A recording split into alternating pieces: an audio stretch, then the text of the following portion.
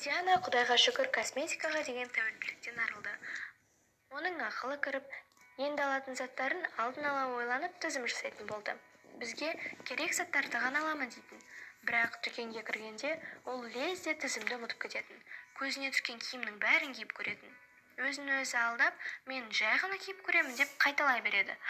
Ақыры дүкеннен шыққанда сол заттың бәрі сөмкесінен табылатын. Оның бір басына жететін киімі көп болса да, не киемін, киім жоқ деп жылайтын да жүретін. Әрі қарай жағдай ушыға түсті. Қалада болып жатқан сатылымдардың бірін жібермейтін болды. Қарызға ақша алса да, сол жаққа жүгіретінді шығарды. Және оның ең жақсы көретіні эксклюзивті киімдер. Есіме сіңілімен болған бір оқиға түсіп кетті. Яғни бізбен болған оқиға.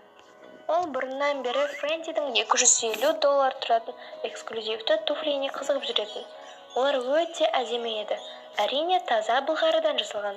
Ол керекті ақшаны тауып, біз сол бутикке бардық. Мен тек оған бас-көз болу үшін бардым.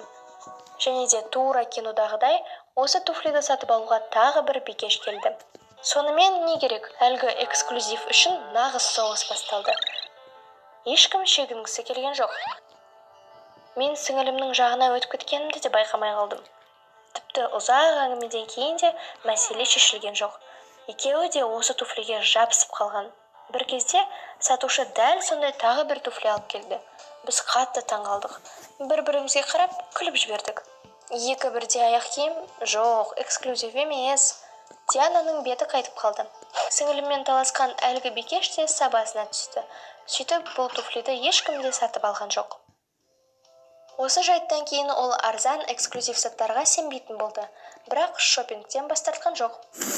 Диана бірнеше күн аш жүрсе де, әдемі зат алу үшін ақша жинайтын. Сосын елде жоқ сөмке немесе шарф сатып алатын. Жақында мен интернеттен аниамания немесе шопоголизм деп аталатын ауру бар екенін оқыдым. Мен мұны сіңіліме айтып, оның бұл кеселден дереу түрде емделу керектігін айттым. Оған осының кесірінен жақсы жігіттермен тіл табыса алмайтындығын да түсіндірдім. Өйткені жігіттер сіңілімен жақын араласа бастағанда жер жұтқандай жоқ боп кететін. Айналасындағылар да оны өсектей бастады. Интернеттен оқыған мәліметтер үйімізді ұшырды. Не болса соны сатып алу ессіздік, тіпті бұл ауру нашақорлықтан да жаман екен. Диана болса мұның бәрін жоққа шығарып, дені сау екендігін дәлелдеуден шаршамайды. Бірақ білесіз бе, ауру белгілері дәл келіп тұр. Мен осыдан қорқамын.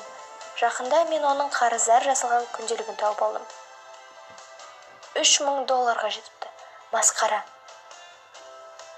Достар, қарыздан қалай құтылуға болады? Ата-анамызға білдіртпей құтылудың жолдары бар ма? Кеңестеріңізді жазып, лайк басыңыздар. Біздің каналға тіркелуді де ұмытпаңыздар.